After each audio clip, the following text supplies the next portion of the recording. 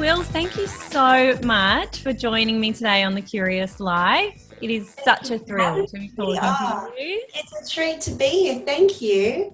As I was saying to you just before, I literally have not been able to put this down. I have marked so many pages and it just speaks to me in so many ways. And I just know that there must be thousands of other women who are feeling the same way. So congratulations.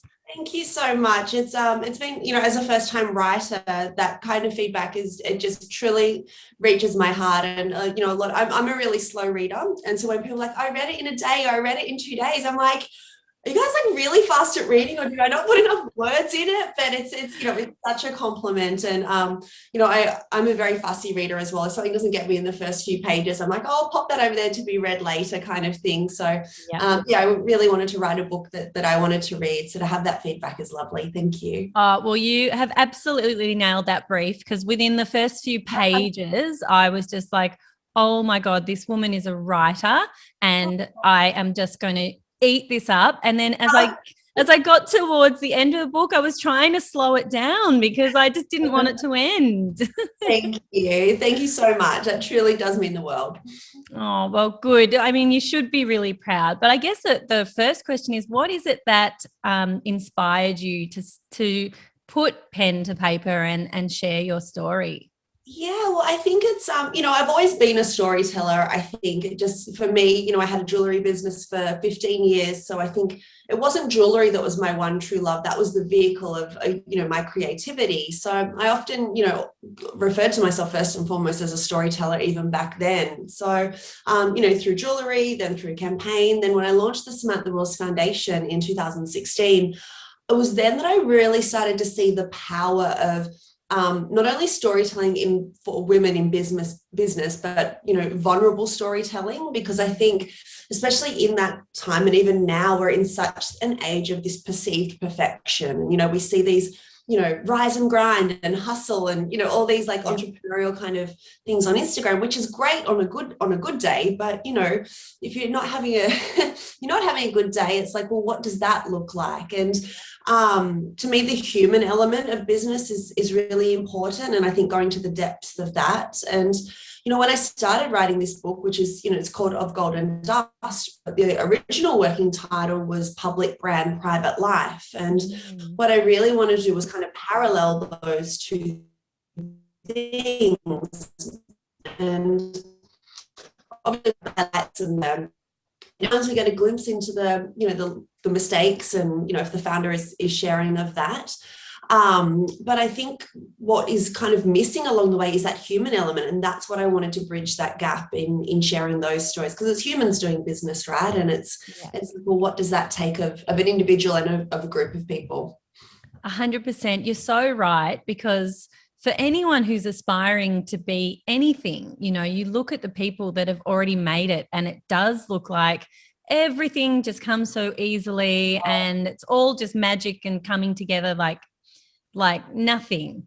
And, what you've done so brilliantly is take us through the entire journey and the evolution of your life as a creative, as a business person, as an entrepreneur. And it gives you that no holds barred look at what it really takes to grow as a person and a business person. And, not just the highlight reels that we're all so accustomed to sharing and looking at. Absolutely. And I just think it's so important, obviously mental health is a conversation we're having much more these days, which is great. But, if we're not talking about the truth of things, it doesn't mean we're lying if we're just like, here's the highlight reel, here's what we've achieved. But it's like, hey, there's so much more to those stories. And everyone has that story. Mine's not unique in any way. And I often say, even though they're my pages, stories that I put on those pages, if anyone sees themselves in that story or in those experiences, they're our stories, because to me, that's the beauty of storytelling is seeing ourselves in others and vice versa. 100%.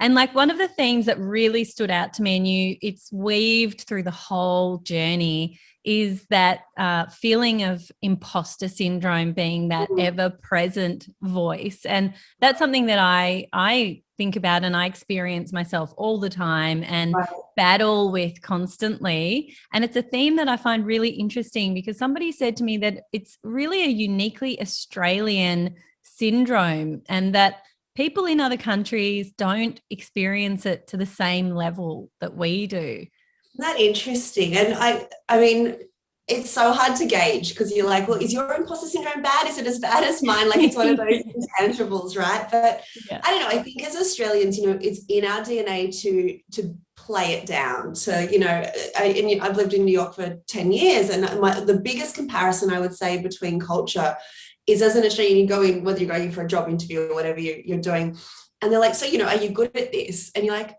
well, I mean, I guess I can do it. You know, I guess, I mean, yeah, even if you're like the best, you know, that you know of, you're like, well, I guess I can. And they'll be like, all right, well, if you're not sure, why should I be sure? So they're like, we're just going to wait for someone. Then an American would come in and kind of do the same interview. They're like, I am the best for these reasons. And if you don't hire me, you're an idiot kind of thing. They're like, great, you're hired. So I can see it, you know, possibly intertwining that way for sure. But I don't know, like we all think that no one else has imposter syndrome, but absolutely every single person is experiencing a conversation with imposter syndrome, like without a doubt. Absolutely. And how did you overcome that voice in the background? You know, chirping away. I you know, for so long I did try to overcome it, and you know, as you say in my book, actually, it gets its own character because you know it's such a prevalent in my life. But yeah, I stopped trying to overcome it because it was exhausting to try and fight it for so long, and it wasn't going anywhere.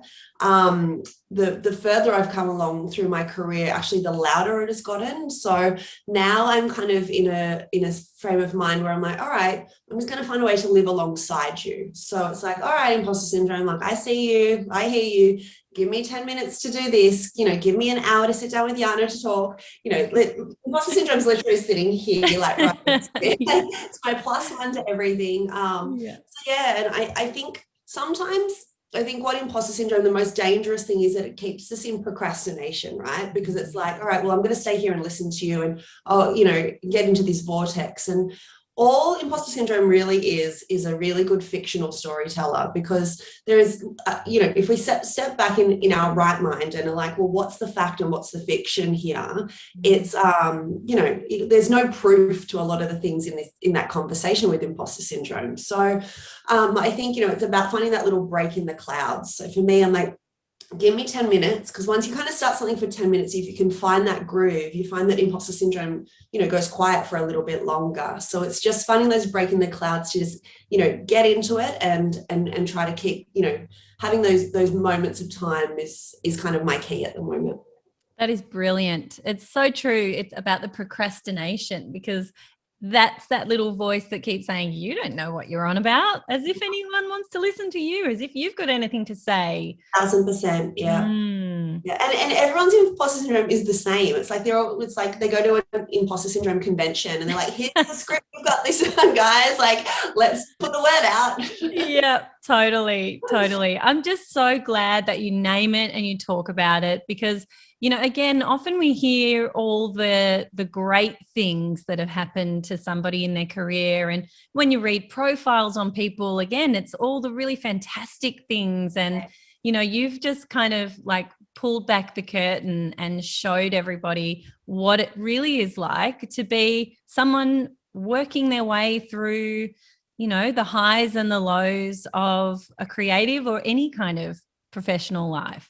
Oh, thank you. And I think too, you know, it is that human element. It's, you know, the world, especially as a, you know, as an entrepreneur, specifically as a solopreneur, like if you're experiencing trauma or grief, like the world doesn't stop turning for you to like catch up. So I think, you know, it's such a, you know, when you experience things like that, or heartache, or, you know, sickness, whatever it is, it's that you can't call into the boss if you are the boss in a way. So, and I think as women inherently, we try and just keep all balls in the air, juggling them, and, you know, and then eventually we hit the ground. So it's, yeah, I think we really, it's a responsibility, I think, to talk about that human element. Absolutely. And Talking about heartache and all of those things, you do share so much of your personal life throughout the story, and in such a raw and honest way, talking about that early heartbreak and, all the things that have happened in your relationships, in the last however many years. Yeah. And, what was that like, revisiting all of those memories again and then reproducing them on paper? Yeah, it's a great question. It's I kind of liken it to literary teleportation is what I've coined the phrase as, because I think, as a first-time writer, I kind of dumped all the stories I thought, might be relevant for this story. And then obviously I work with editors because they're like, no, that has no bearing. Like, we'll cut that entire story out. Like, so, I actually submitted a manuscript of 148,000 words as my original. It's about 72,000. So, okay. To have that manuscript and, over time working on it, revisiting, it was almost like going back to, I'd go and sit with 21-year-old me and I'd see her hands were bleeding, and I'd actually be sitting in the room with her and, I'd be like, keep going, like, you can do this, and sit with 30-year-old me, and I could see the imposter syndrome conversation she was in. And I was like, please, just give yourself a break in the clouds, like, keep going. And I think, to your question, I think the hardest ones were definitely going back to that girl, in the dark room, in the fetal position, and all, she's in a state of despair. And it was just, that was tough, because I think, as me today, all I wanted to do was open the blinds a little bit for her and let a little bit of light in. But obviously, that was something that she had to go through at that time. But I think, in any opportunity to be able to revisit yourself, it's quite a unique opportunity. So yeah, I liken it a bit being on a therapist couch and then going into a church confessional and then telling the world all of it. So it's part therapeutic, part like traumatic, but like at the end it was worth it. Yeah, cathartic in the end. Yeah, absolutely. But that's so interesting, isn't it? That concept of going back, and it's like having those fictional conversations where, people say, what would you say to 21-year-old you?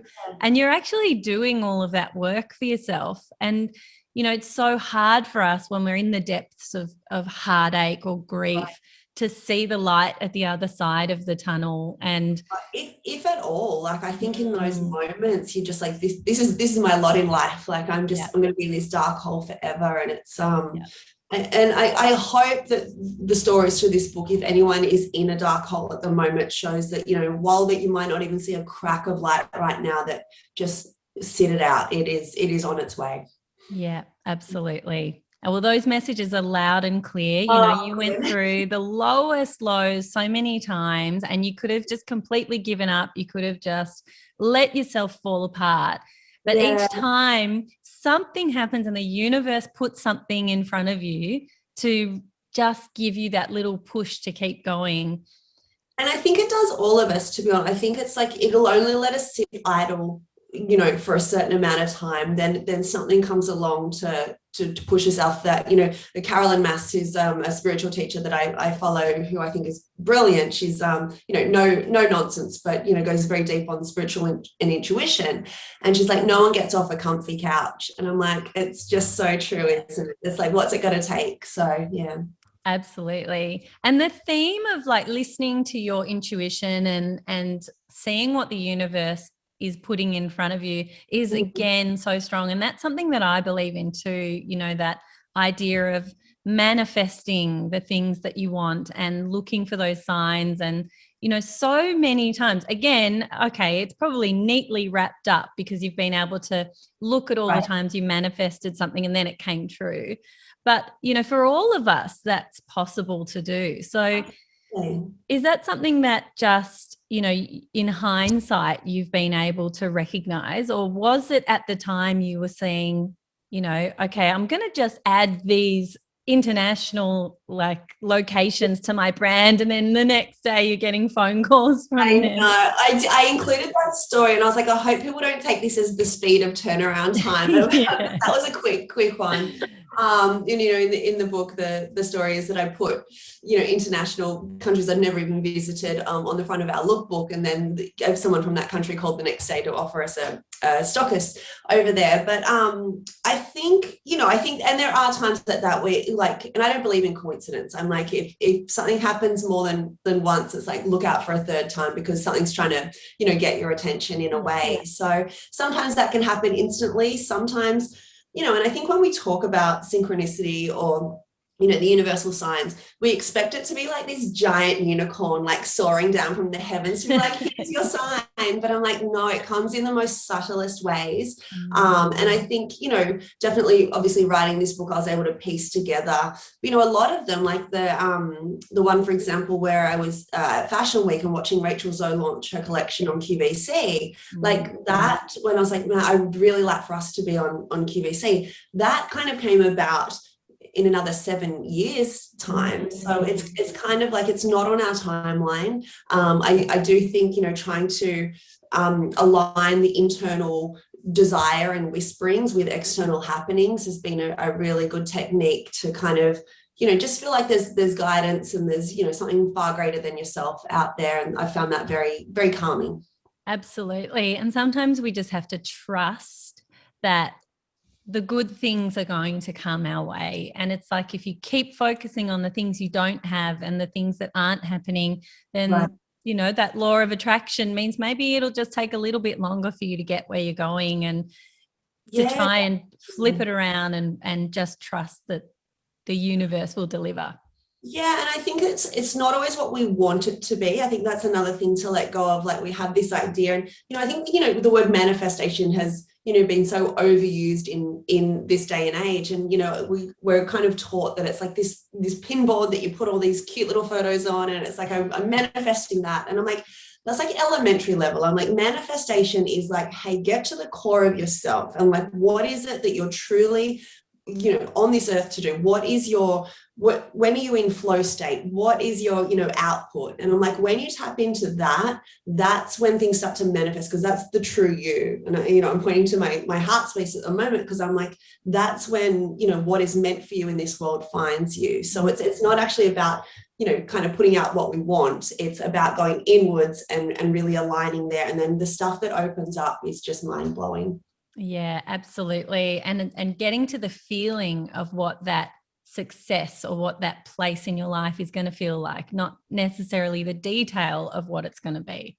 Definitely. And I think, the best way to describe that is like, I think when you're like, oh, this is, my big dream, I'm like, there could be something so much greater than that out there. So and I think for so much of my career, and I say that because, I would have this like pinhole view of success. I was like, well, that's the one thing that is like a pass and a fail. It was very black and white. And I'm like, if you focus so minutely on this like one pinpoint of what you think it should look like, I'm like, you miss every single other opportunity that unfolds and presents itself along the way. And I say that with my hand on my heart, that I did that for such a long time, and wish that I could have looked up and around a little bit more. Well, hindsight, right? Yeah. And so what did your family think about you writing the book? Were they surprised by, the detail of some of the stories, or? Yeah, I think so. Definitely. I'm an only child, so it was my mum and dad. So actually I got like 4 pre-release copies, and I sent them one up, not thinking that they would fight like small children over who would read it first. So I think dad was reading chapters in the day, and then mum would get it at night time. So yeah, I think it would be hard for any parent to read some of the depths, because a lot of that stuff, you either don't talk to anyone about it, or you talk kind of, to your closest friends. It's probably not something you talk to your parents about. So yeah, I think they were, I think, my dad said he only went through 1 box of tissues crying when he read it. So, but yeah, but I think everything that I wrote, and this book was meant to come out this time last year. So obviously when the world changed and they pushed it back because they wanted to tour the book. So what it allowed me to do then was put, a lot of my health journey and things towards the end. So I was really comfortable with everything that got published, and the way that it was told. So yeah. Fantastic. Yeah. And you do talk a lot about, I mean, the first, 3/4 of the book it's in chronological order, and, where you came from and that professional journey. And then you do talk about some of the health issues that have come up. And even in your social media, you're just so honest and giving of what you're going through, which, is so important, because so many women go through exactly what you're going through. And again, like you say, it's about giving a real perspective on a whole life. It's not just, look how fabulous my life is and isn't everything great. It's let's talk about the real things that affect so many women. So, and like the true guarantee, if it's something you're thinking or feeling, in a world of 7 billion plus people, there is millions of other people feeling exactly the same way you are. Like then no one is alone in that feeling. Exactly. Yeah. So what was it that sort of made you think about adding all of those parts into the story in terms of your health and sharing so much of the detail of that journey? I think for me, so, I share my journey with stage 4 endometriosis. And I think it was important for me because once I was diagnosed with it, obviously you start doing your own research and things. And I was just shocked of how little I knew. Well, I knew nothing about it. I think I only learnt the word probably, 3 years. I'd heard the word, 2 or 3 years prior.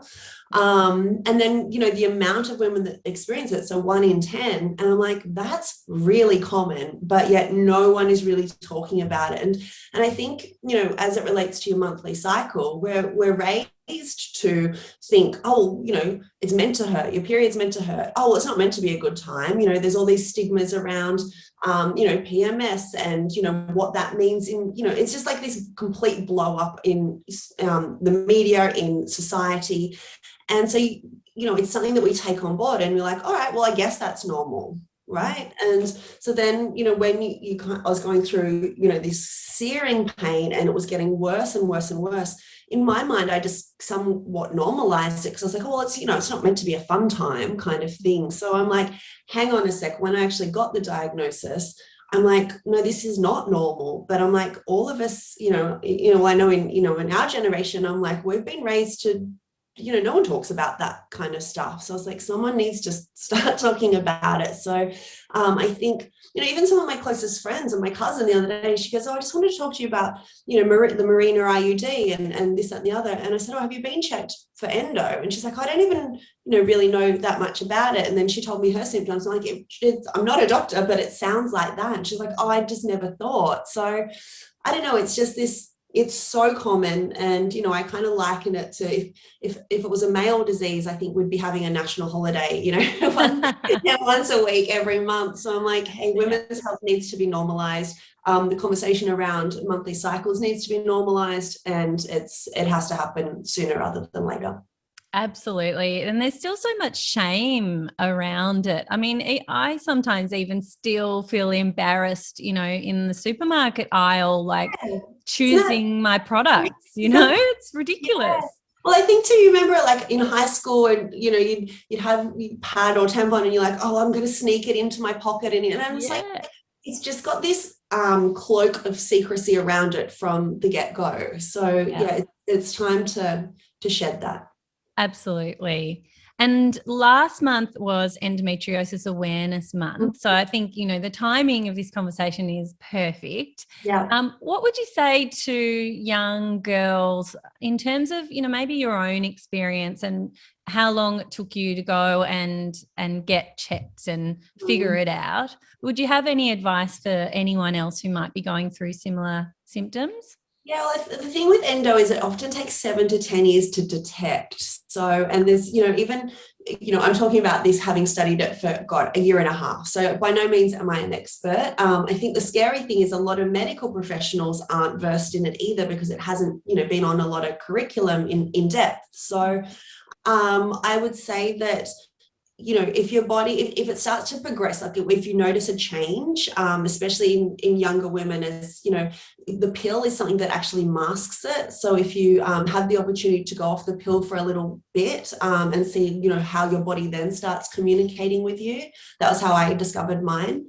But when things change, I would be going and having a conversation with a healthcare professional, but also like going back to your own body. Like when I shared my endo story first on Instagram, my inbox, like without exaggeration, there was thousands of messages from women, sharing their story. The sad undertone was I went in to see a doctor and they told me it was bad period cramps, or they told me to take more Nurofen, or this real dismissal. And I share that because a lot of medical professionals aren't versed in it. So if you do get that response and you still feel within your heart and soul that something is not right, also ask your female community. Dr. Wan was my surgeon. She's in Bondi. So sharing, who our surgeon OBGYNs who are listening and have that nurture and empathy for the female experience, I think asking, for referrals in that way is really powerful as well. Absolutely. That's such great advice. And I just think, as you say, the conversations need to keep happening. Because, obviously as women as well, there are so many conversations and pressures and expectations around fertility and all of those things. And, as women as well, we're working on our careers and so many other parts of our lives long before we're thinking about having kids these days. So if we're not having conversations about what's going on in our bodies, Right. there are risks that, we're going to take too Absolutely. long. And yeah. And completely to your point, it's like in life now, we have, when travel was a thing and it will return to being, Yeah. we travel more places, we experience more in our career, we have multiple careers. So, all these, we online dating, there's all these options of like expanding the scope of it, but the one thing that hasn't changed is the women's biological clock. So I think it's a really it's like between a rock and a hard place in a way, because you're like, in one way you're living your life this, and you're like, oh wait, but back to this. So so I think definitely normalizing the conversation and having options, I think is, I shared recently that I decided to freeze my eggs because I'm unsure if I want to have children yet. So I'm all for women having options that are right for them, and however we can further normalize that conversation, the better. Absolutely. And I think that's a great move. And, would you feel like sharing a little bit about what that journey has been like for you to go down that path? Because I think for some women it can be a bit of a scary idea to sort of take that leap and go down that path. Absolutely. And, it was something, I share this in the book where it was like, I thought that, and it's this concept of framework, right? Where I'm not sure whose original framework it was, but it's like, all right, you've got to meet someone at this time, have babies by this time, get married, do tick, tick, tick, tick, tick. And it's like, all right, well, but whose framework is that? Is like my framework's going to be different to your framework. And I think to what I said before, like going back to that internal of like, hang on, it's not your mum's framework, it's not society's framework, it's not the media's, like like what do you want from your life? And I think once we can work, and don't get me wrong, that's a life's work, I think, to really sit in that and own it and strip back all the things that we have taken on board over our lifetime. But for me, I was like, all right, well, and that's what I share in the book. When I was around 30, I was like, have I done something wrong here? Like, I should be meeting someone. My dad's like, when are you bringing someone home? At every wedding you're at, they're like, you'll be next. And it's this projected of like, no one once asked me, like, is this what you want? I just kind of took it on as like, that's what I meant to do. So, and obviously when you do that, you make compromised decisions, which I also share quite honestly in the book. But sorry, there's a very long way to get back to what you're asking. No, this is great. The point is, I don't, there's not one time in my life where I could have sat there and been like, I really, really, really want to have children right now. Yeah. It's something in my heart and soul that I'm like, I think I do want to, but I can't there's other things in my life where I'm like, without doubt, I unequivocally want to pursue X, Y, and Z. And so for me, now at 39, it was, and obviously I have spent a lot of time on my career and was very, very dedicated to that. And it's like, all right, now, at this age, decisions have to be made, or something for a prolonged option. And I think it was actually going in to see about egg freezing that I got my diagnosis for endometriosis. So it's kind of like one thing, leads you to the other. And I wrote very, very candidly in my Instagram post around it, where I was like, I'm 39 now, and I'm still unsure if I want to have children. I think I will want to, but I can't, unequivocally say that now. So, I went down that path to freeze eggs. It's about 2 weeks of hormone injections, and then you pay, to have the eggs frozen. I think you can freeze them up till you're 50, I think. It might be different at different clinics. Janaea was the clinic that I used here in Sydney.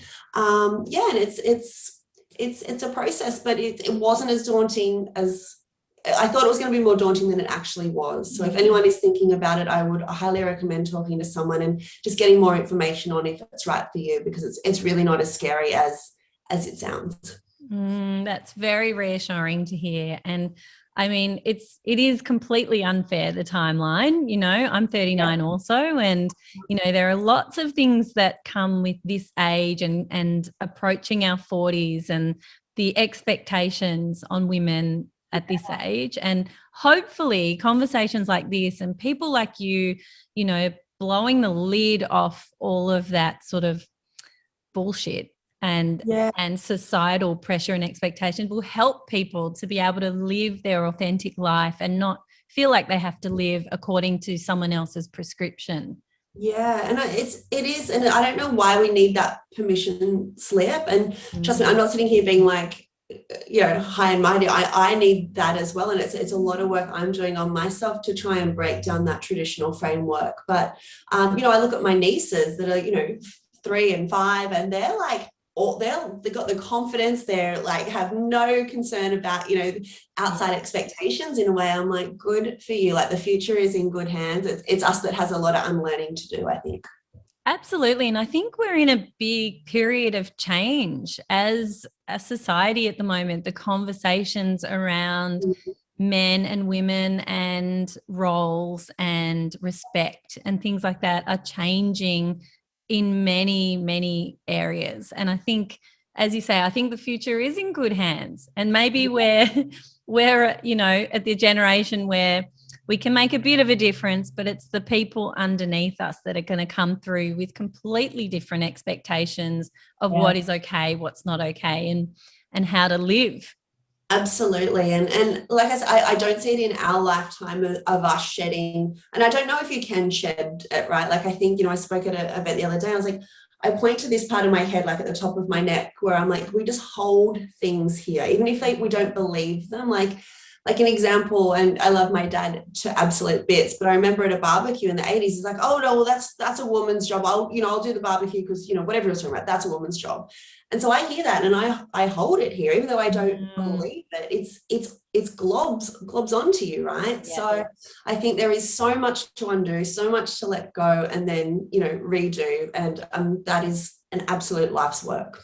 Yeah, 100%. You're so right. I mean, even with me, my partner does 99% of the cooking in our house. Yeah. And everyone who hears that says, oh, wow, isn't he wonderful? Isn't that amazing? Like, why? Why is it so amazing? Why should it be so amazing that it's because he's a man? Totally. And you never hear it when a woman's like, oh yeah, I do the cooking. They're like, cool. Like, that's what people like, but you don't get a tech parade. Exactly. So yeah, there's a lot of change in conversation, and I think your story is a big part of that as well. So I think there's a lot for people to take away. And just like bringing it back to your professional journey, you did decide to sell the business or to close the business. Close the business. And it's because you didn't want to sell the brand. That's right. You had a huge offer on the table. How do you actually make that choice? Because I know for a lot of people, probably if they're building something, they're building towards a crescendo and, you know, something huge being offered, and that's like the peak, and then they've made it. And, you know, how do you come to that decision as a professional? Well, I think we didn't have an offer on the table. It was more once the whole process was done, I was like, if we had a sold, what would it have been worth? And, Okay. you know, at that point, my business partner was like, you probably would have walked away with about $8 million. And I was like, huh, interesting. But I say that with my hand on my heart that I have not once regretted my decision. I think as, firstly, as a creative person, creativity is my lifeblood. Like without it, I feel hollow and empty, and it's in my DNA. So, you know, in around 2016, I started to notice that flicker within me was kind of starting to dim. It wasn't a uncommon thought process at all. By that point, I designed, 11,000 pieces of jewellery. So I was like, oh, it's just a creative block. Like it'll pass. 6 months in, another 6 months, 18 months in, and I'm like, okay, it's getting less and less. And, what was happening was that my love for creating jewellery was coming to an end. But I think it was a really hard thing for me to accept, because I think, once you've named a brand ever so modestly after yourself, that brand is, in growth, and it's going really well. We have a huge team of people. Like there's no logic to be like, all right, well, let's call it a day, shall we? So I think that I talk about like the feeling filter being, the heart space and kind of your gut intuition, and then the thinking filter being the mind. And when I made the decision to close, and I share this story very openly in the book about how long it took and the personal torment it took me to get to that, which is about a 2-year period. And when I actually finally, that decision reached me, it was the calmest decision I've ever made. But I knew it affected, so many more people than myself. So I was like, all right, I'm going to sit with this for 2 weeks and ask myself how I felt about it. So I woke up every morning pretending I'd already closed and was like, all right, how do you feel about it? You don't have a company anymore. And I say feel purposely because if I had to ask myself what I thought about it, the thinking mind always has to logically explain something. And there was absolutely no logical explanation for it. So the other thing that I really return to is you can't fake a feeling. Like no matter how much you might want to, you cannot fake how you feel. And for me, it was just very, very clear that it was time to close that chapter. I think by that point, I was designing jewelry with my hands and not my heart. And I think as a creative person, it felt fraudulent to me. And it was just, it was a worse outcome for me to continue on like that. Because, the brand had so much heart and soul in it. So I think if I had called it absolutely anything else other than Samantha Wills, I would have sold, but my heart was not made in a way to, one, hand over my name, because I knew I had much more that I wanted to do under the Samantha Wills brand, just not jewellery. And the second thing was I didn't, so much had gone into this brand over 15 years. I didn't have the heart to just see what someone else would do with it. So closing to me kind of honoured the legacy of what that was rather than selling it. Yeah, absolutely. And I think, so doing this, something like what you created is like your own baby, you literally bled for it from the very beginning, whether you knew that's what it was going to turn out to be or not. And I can understand why you would make that decision and how hard that would be. But one of the other themes that emerged throughout the book was your resilience, and your ability to just pivot. That's obviously the word of 2020, but you've been doing that all the way through from the first incarnations of the business, making things on your kitchen table, having those parties, then deciding to, okay, well, I'm starting to have a brand name. How can I keep these parties going? Renaming that branch, having like all these kind of different layers and constantly, and then again with Icon, and working out how to do the same thing with Icon and constantly evolving and shifting and growing and developing. I mean, is that just part of your makeup to be resilient? And, is that creative brain? Where does all of that come from? When you say it like that, it sounds exhausting. I'm like, no wonder I was tired. It's a lot. I think I think it's definitely a creative thing. Like, I don't see that as a task. To me, that's the fun bit, to reinvent and to, I have quite a short attention span. So I'm definitely much better on a project basis, which I guess all those things you talk about, no matter how long the project was, it's project based. Yeah. But I don't know, I think it's something that as a creative, you have to keep moving forward. Otherwise you lose your own attention in a way. So that evolution has to happen. And I think if you see brands that aren't evolving, they stay really stagnant and kind of fall behind. So I think partly it's a commercial know-how, and then partly it's a personal impatience that I like to keep moving forward, I think. So yeah, but I think it's brave as well, because, if you're putting your heart and soul into your baby, whatever that is, it can be really difficult to reimagine it and to it's like with writing, they say you've got to kill your darlings. And sometimes, you invest so much in a paragraph or a chapter, and then an editor can say, well, actually, we're not going to use that. Yeah. It's kind of the same idea, isn't it?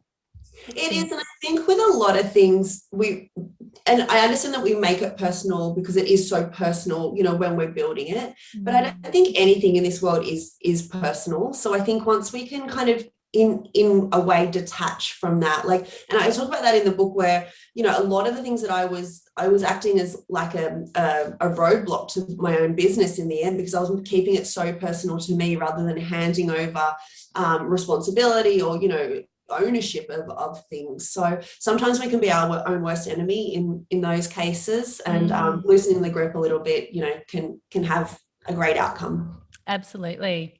And one of the other things you do really well, and again, maybe it's through the magic of hindsight, but you seem to be able to take the leap.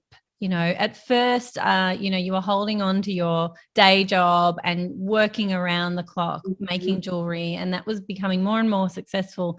And one of the interesting points that you talk about, and this is what a lot of entrepreneurs talk about, is that moment of knowing when to just leap and let go of the security of whatever it is you might be doing to pay the rent and get through, but to just be able to believe in yourself enough to put everything into that. Right. Well, it's very gracious the way that you say that. I think at the time, I think my hand was forced, in different ways over time. So it got to the point when you're talking about where I went to Fashion Week, or at $17,000 worth of orders. Even in my mind, then I'm like, how am I going to work my full-time job and make all this jewelry in 2 weeks? Like it wasn't until it's almost like the universe forces you into like this, wedge to be like, you have to jump now. So I think it'll only allow us to sit on the fence idly for so long. The other thing that I like to think about in those situations is when we're at, and this doesn't have to be a big life choice, it can be any choice, but it's this crossroads of faith and fear. And I think that when I talk about destiny and fate, destiny to me is like what you're put on this earth to do, and you're kind of being nudged always to do that, but it requires this leap of faith most of the time, because you don't know what that next step is. So you might get to this crossroads, and as an example, you might be in a relationship that is it's done its time. You might be in a job that is uninspiring, and you're at this point where you're like, there has to be something more, and whatever concept that is. So the leap of faith is like, all right, well, your soul is like, there is something, you don't know what it is yet, but take this little step and the next step will appear, which is the scariest thing to do. The other option is the step of fear, which isn't really a step at all, because that's when we go back into our mind space. And the mind's job is to keep us in a familiar situation. Doesn't mean it's going to be an inspiring one, doesn't mean it's going to be fulfilling, but it's familiar to us. So it's always like, all right, well, if you do that, you don't know what's going to happen. You might as well stay in the uninspiring job or the toxic relationship or the whatever it is, because you know it. And I think, and I don't say that like I can make that decision so easily. The leap of faith is the hardest decision you'll ever make, but what is meant for you then rises up to meet you. And I think to make that decision is about going inside and listening to that little whisper, and it's calm and it's quiet. And then the opposite to that is the yelling and the chattering and the listing of all the reasons you should stay where you are. And that's the differentiation. Oh, that's Beautifully said. Beautiful. Listen to the whisper. Yeah. Yeah. It's calm and knowing, and you got to listen because it is really quiet. It's so true. That bloody imposter syndrome. Yeah. It's got some lungs on it. Seriously. And so what's coming next for you? I mean, obviously to me, the world feels like it's your oyster at this point. What would you like to see the next chapter for Samantha Wills to look like? Well, the book, I look at its own entity now, and I'm like, I'll follow her wherever she leads. I would love to see her adapted, be it, into, we've done an audio book, but like into an audio platform or into a television platform or something something off the page. I would love to see. And then I think, it continues on with storytelling. So the Samantha Wills Foundation now will have my full focus. We're about to release a masterclass, which is releasing in June, which, if the book is kind of the story, then the masterclass is more the tangible elements of the how to build, branding. And then, doing a lot more workshops around, allowing, more tangible elements, because everyone knows what intuition is, right? I'm like, but what are the tangible elements that we can actually implement on how we can get closer to that? So kind of sharing, what I know in that space, but definitely it's all around telling stories, telling vulnerable stories. Fantastic. And I mean, in terms of a jewelry perspective, are you just burned out and you don't want to just hit the tools at all, or do you sometimes get the urge and just whip something up for yourself? Whip something up for a Friday night. I was actually at a conference, gosh, it would have been one of the first ones we did after we announced the closure, and it was a young entrepreneurs conference in regional area, and this young girl stood up in the Q&A and she said, I think she was like 17, she's like, I've just started my own jewellery brand, and she was like, just like the inspiration in her entire being, and she's like, do you regret making the decision to close? And I was like, surely don't. And I was like, oh, that was a bit quick and a bit hard. That's a kind of reach back, but I mean, this was a few months after we'd announced. So look, I think at the end I designed 12,000 pieces of jewellery, so I kind of feel like my quota is hit in producing jewellery. It's definitely something I wouldn't say no to in a design collaboration sense. I still would still absolutely love to design. I think I no longer want to warehouse and manufacture and import and the logistics, and that's what I say to a lot of creative entrepreneurs. I'm like, you have to find that what you want to achieve out of it. If you want it to be a money-making commercial venture, then the creativity, well, yes, it's a component of it, but you're a logistics company at the end of the day. And when you're shipping product around the world and you're warehousing and you have this huge team, like that's a logistics company. And I put that into perspective by our creative team was myself, a design assistant, and then production management. But then you had warehousing, which was our biggest team. We had accounting, we had logistics and supply chain. So it's a very different beast to what it looks like, I think, on the surface. But to answer your question, I would love to. Design is in my blood and DNA, so I would love to design, but just not manufacture at this point. Yeah. And how brilliant that you've gotten to that point and you're clear about where you want to be and what parts of your industry you want to kind of keep hooked into. Yeah, and I think that's another thing, like to understand what you don't want is just as powerful sometimes to understand as what you do want. So it's a really clear one to me at this point. Yeah, and I think that's a really great point. So often when I'm talking with people, they'll say, they'll have things in mind that they want to do, or they're not sure what they want to do. And I say, sometimes you've just got to take a job, just do the job and learn what you don't want to do. Like it'll become very clear very quickly, the things you don't want to do when you're doing them. Yeah, definitely. And, sometimes the job we don't want to take opens up a whole new pathway in a way to what we didn't know was on the other side. So just, keeping that open mind, but definitely, knowing what you don't want to do is just as powerful. Absolutely.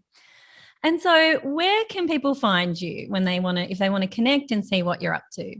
Yeah, so samanthawills.com will be the house of all things masterclasses and workshops. So that's relaunching in the next few days, actually. So we've got some exciting things happening on there. My Instagram is just Samantha Wills, which we keep everyone up to date. And the book is available at all major retail outlets, and where all good books are sold. Amazing. And I highly recommend it. Everyone take notes. You'll get so much out of it. So Samantha, I just want to thank you so much. Thank you for writing this incredible book, and thank you for taking the time to talk with me today. It's been such a pleasure. Oh, my absolute pleasure. And thank you. Your questions are brilliant. And I thank you so much for facilitating a platform like this. So I think it's so incredibly important. So my thanks to you. Oh, thank you, lovely. I will be keeping an eye on everything you're doing, and I'm sure you'll see me at one of your workshops. I hope so.